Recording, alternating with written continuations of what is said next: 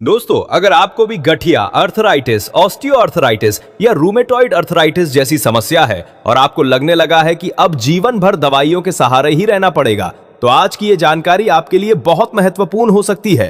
आखिर ऐसी कौन सी गलतियां हैं जो हम रोजाना करते रहते हैं और धीरे धीरे हमारे जोड़ों को कमजोर बनाती चली जाती हैं? और ऐसी कौन सी साधारण सी चीज है जो शरीर में होने वाली सूजन को कम करने में मदद कर सकती है? आज हम इन्हीं बातों को विस्तार से समझेंगे। जब किसी व्यक्ति को रूमेटॉइड अर्थराइटिस या गठिया की समस्या होती है तो शुरुआत में जोड़ों में हल्का दर्द महसूस होता है, लेकिन धीरे धीरे ये दर्द बढ़ने लगता है। जोड़ों में सूजन आने लगती है, सुबह उठते समय अकड़न महसूस होती है और कई बार हाथ पैरों को मोड़ने तक में परेशानी होने लगती है। कुछ लोगों की स्थिति ऐसी हो जाती है कि वे अपने रोजमर्रा के काम भी ठीक से नहीं कर पाते। ऐसे समय में अधिकांश लोग केवल दर्द कम करने वाली दवाइयों पर निर्भर हो जाते हैं। दवाइयां कुछ समय के लिए राहत तो दे देती हैं, लेकिन हमें यह भी समझना होगा कि शरीर में बार बार सूजन आखिर हो क्यों रही है।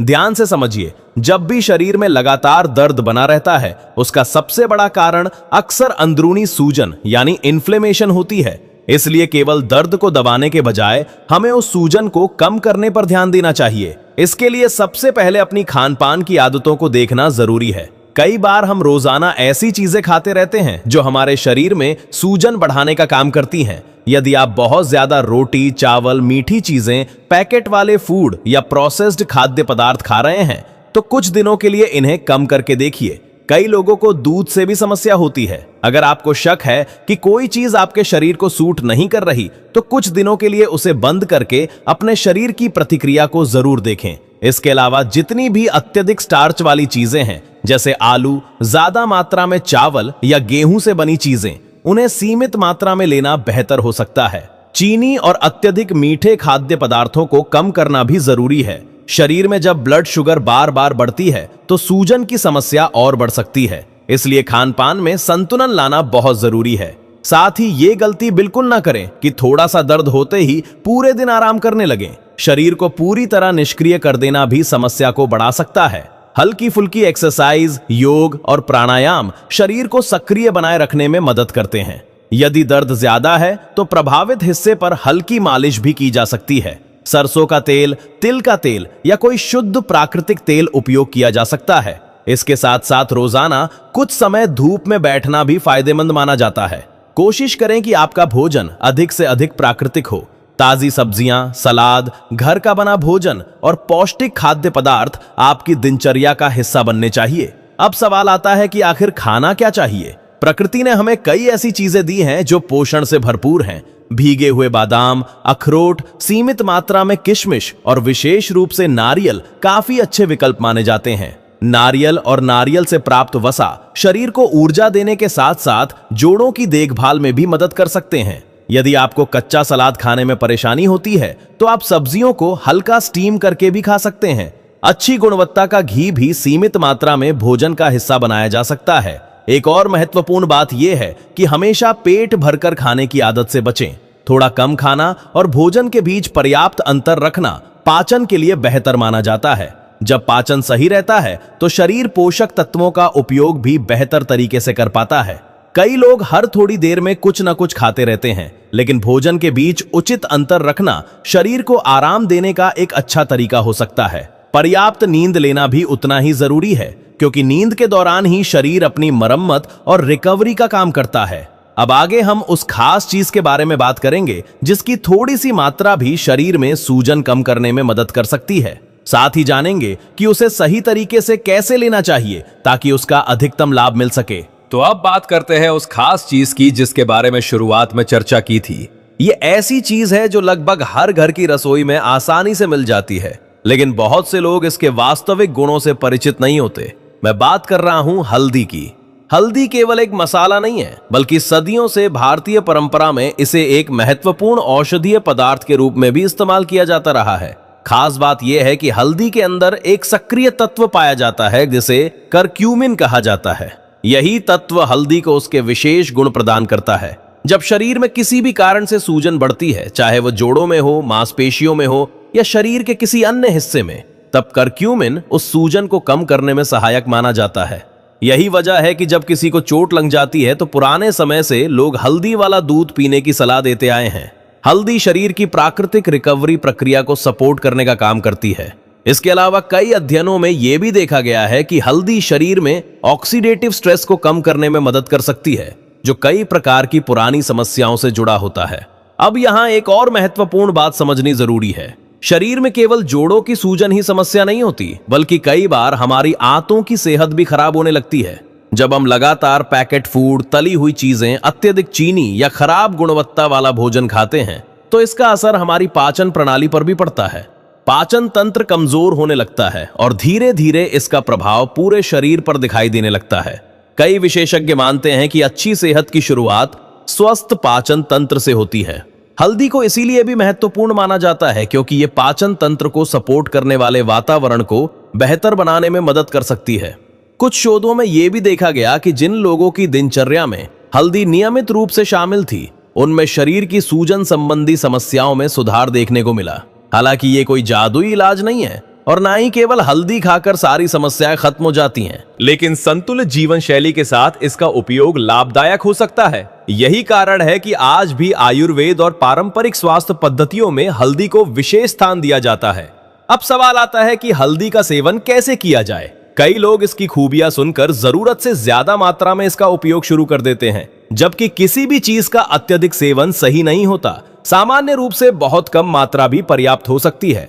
लगभग 2 ग्राम हल्दी का सेवन कई लोग अपनी दिनचर्या में शामिल करते हैं। इसे गुनगुने पानी के साथ लिया जा सकता है या फिर भोजन का हिस्सा बनाया जा सकता है। लेकिन यहाँ एक दिलचस्प बात है, हल्दी के अंदर मौजूद करक्यूमिन शरीर में आसानी से अवशोषित नहीं होता, इसलिए पारंपरिक रूप से इसे काली मिर्च के साथ लेने की सलाह दी जाती है। काली मिर्च में पाया जाने वाला पाइपरिन करक्यूमिन के अवशोषण को बढ़ाने में मदद करता है। इसी कारण बहुत से लोग हल्दी में 1 चुटकी काली मिर्च मिलाकर लेते हैं। कुछ लोग इसे थोड़े से शुद्ध देसी घी के साथ भी लेते हैं, क्योंकि करक्यूमिन वसा में घुलनशील होता है और वसा के साथ लेने पर उसका उपयोग शरीर बेहतर तरीके से कर सकता है। यदि आपकी त्वचा बहुत ज्यादा रूखी रहती है, शरीर में कमजोरी महसूस होती है या आपको लगता है कि शरीर में ड्राइनेस ज्यादा है, तो थोड़ी मात्रा में शुद्ध घी के साथ हल्दी लेना एक विकल्प हो सकता है। वहीं यदि आप घी नहीं लेना चाहते, तो हल्दी लेने के बाद थोड़ा सा नारियल या कुछ अखरोट भी खा सकते हैं। इससे शरीर को स्वस्थ वसा भी मिल जाती है। समय की बात करें तो कई लोग सुबह खाली पेट हल्दी लेना पसंद करते हैं, जबकि कुछ लोग रात के भोजन से पहले इसका सेवन करते हैं। सबसे महत्वपूर्ण बात नियमितता की है। यदि कोई व्यक्ति संतुलित मात्रा में और सही जीवन शैली के साथ इसका सेवन करता है, तो उसे बेहतर परिणाम देखने को मिल सकते हैं। लेकिन केवल हल्दी पर निर्भर रहना सही नहीं होगा। इसके साथ साथ भोजन, व्यायाम, नींद और मानसिक स्वास्थ्य पर भी बराबर ध्यान देना जरूरी है। अब आगे हम बात करेंगे उन अन्य आदतों की जो गठिया और अर्थराइटिस जैसी समस्याओं में सुधार लाने में महत्वपूर्ण भूमिका निभाती हैं। साथ ही जानेंगे कि मानसिक तनाव, व्यायाम और शरीर की प्राकृतिक हीलिंग क्षमता का आपस में क्या संबंध है। अब बात करते हैं उन चीजों की जिन पर बहुत कम लोग ध्यान देते हैं, जबकि कई बार यही आदतें शरीर की रिकवरी को तेज या धीमा कर देती हैं। सबसे पहली चीज है तनाव यानी स्ट्रेस। आज की भागदौड़ भरी जिंदगी में बहुत से लोग लगातार मानसिक दबाव में रहते हैं। जब कोई व्यक्ति लंबे समय तक तनाव में रहता है, तो उसका असर केवल दिमाग पर नहीं बल्कि पूरे शरीर पर पड़ता है। शरीर में कई तरह के हार्मोनल बदलाव होने लगते हैं जो सूजन को बढ़ा सकते हैं। इसलिए यदि आप वास्तव में अपने स्वास्थ्य में सुधार चाहते हैं, तो अपने मानसिक स्वास्थ्य पर भी उतना ही ध्यान दीजिए जितना अपने खान पान पर देते हैं। रोजाना कुछ समय अपने लिए निकालिए। ध्यान, मेडिटेशन, गहरी सांस लेने की तकनीकें और प्राणायाम जैसी गतिविधियां शरीर और मन दोनों को शांत करने में मदद करती हैं। यदि आप प्रतिदिन केवल 15 से 20 मिनट भी अनुलोम विलोम, गहरी श्वास या ध्यान करते हैं, तो धीरे धीरे आपको अपने अंदर सकारात्मक बदलाव महसूस होने लग सकते हैं। जब मन शांत होता है, तो शरीर भी बेहतर तरीके से काम करता है और उसकी रिकवरी क्षमता बढ़ जाती है। इसके बाद आता है शारीरिक गतिविधि का महत्व। कई लोग ये सोचकर पूरी तरह आराम करने लगते हैं कि दर्द है तो जितना कम चलेंगे उतना अच्छा रहेगा, लेकिन ज्यादातर मामलों में लंबे समय तक निष्क्रिय रहना समस्या को और बढ़ा सकता है। इसका मतलब ये नहीं है कि आप अपनी क्षमता से अधिक मेहनत करें। आपको केवल इतना करना है कि अपनी स्थिति के अनुसार शरीर को हल्का फुल्का सक्रिय बनाए रखें। यदि चलने में परेशानी है, तो कुर्सी पर बैठकर हाथों और पैरों की हल्की एक्सरसाइज कर सकते हैं। यदि डॉक्टर ने अनुमति दी है, तो थोड़ी वॉक भी की जा सकती है। जब हम नियमित रूप से हल्का व्यायाम करते हैं तो शरीर में रक्त संचार बेहतर होता है, जोड़ों तक पोषण और ऑक्सीजन की आपूर्ति बेहतर तरीके से पहुंचती है। धीरे धीरे शरीर में जकड़न कम होने लगती है और लचीलापन बढ़ने लगता है। कई लोग ये अनुभव करते हैं कि नियमित गतिविधि से उन्हें पहले की तुलना में कम दर्द महसूस होता है, इसलिए अपने शरीर को पूरी तरह निष्क्रिय ना होने दें। एक और महत्वपूर्ण बात है पसीना आना। जब हम अपनी क्षमता के अनुसार थोड़ा बहुत व्यायाम करते हैं और शरीर सक्रिय होता है तो पसीना निकलता है। पसीना शरीर की प्राकृतिक प्रक्रियाओं का हिस्सा है। इससे शरीर का तापमान नियंत्रित रहता है और व्यक्ति अधिक ऊर्जावान महसूस कर सकता है। इसलिए अपनी क्षमता के अनुसार ऐसी गतिविधियां जरूर करें जिनसे शरीर सक्रिय बना रहे। अब खान पान की बात करें तो चाय, कॉफी, कोल्ड ड्रिंक और अत्यधिक प्रोसेस्ड खाद्य पदार्थों का सेवन कम करना बेहतर हो सकता है। कोशिश करें कि अधिक से अधिक प्राकृतिक भोजन खाएं। ताजी सब्जियां, मौसमी फल, पर्याप्त पानी और घर का बना संतुलित भोजन आपकी दिनचर्या का हिस्सा होना चाहिए। बहुत अधिक गर्म या बहुत अधिक ठंडी चीजों के बजाय सामान्य तापमान वाला भोजन लेना कई लोगों के लिए अधिक आरामदायक साबित होता है। कुछ लोग समय समय पर उपवास भी करते हैं। यदि आपकी स्वास्थ्य स्थिति इसकी अनुमति देती है और आपके डॉक्टर ने किसी प्रकार की रोक नहीं लगाई है तो सीमित और सुरक्षित तरीके से उपवास की आदत भी अपनाई जा सकती है। इसका उद्देश्य शरीर को आराम देना और खान पान में अनुशासन लाना होता है। हालांकि किसी भी प्रकार का उपवास शुरू करने से पहले अपनी स्वास्थ्य स्थिति को ध्यान में रखना जरूरी है। दोस्तों, सबसे महत्वपूर्ण बात यह है कि कभी भी उम्मीद मत छोड़िए। बहुत से लोग ये मान लेते हैं कि गठिया या अर्थराइटिस होने के बाद अब सुधार संभव नहीं है, लेकिन शरीर में खुद को बेहतर बनाने और रिकवर करने की अद्भुत क्षमता होती है। सही भोजन, नियमित व्यायाम, पर्याप्त नींद, तनाव नियंत्रण और अच्छी आदतों के साथ कई लोग अपने जीवन की गुणवत्ता में उल्लेखनीय सुधार अनुभव करते हैं। इसलिए निराश होने के बजाय अपने स्वास्थ्य की जिम्मेदारी खुद उठाइए और धीरे धीरे छोटे छोटे सकारात्मक बदलाव शुरू कीजिए। याद रखिए, कोई एक चीज रातों रात चमत्कार नहीं करती। असली बदलाव तब आता है जब सही आदतें लगातार अपनाई जाती हैं। यदि आप संतुलित जीवन शैली के साथ हल्दी जैसी पारंपरिक चीजों को भी अपनी दिनचर्या में शामिल करते हैं तो ये आपकी स्वास्थ्य यात्रा में एक सहायक भूमिका निभा सकती है। नियमितता, धैर्य और अनुशासन ही लंबे समय तक अच्छे स्वास्थ्य की सबसे बड़ी कुंजी हैं। उम्मीद करता हूं कि आज की ये जानकारी आपको पसंद आई होगी और इससे आपको कुछ उपयोगी बातें सीखने को मिली होंगी। अपना और अपने परिवार का ध्यान रखिए, स्वस्थ रहिए और सकारात्मक सोच के साथ आगे बढ़ते रहिए। हम फिर मिलेंगे एक नई और उपयोगी जानकारी के साथ।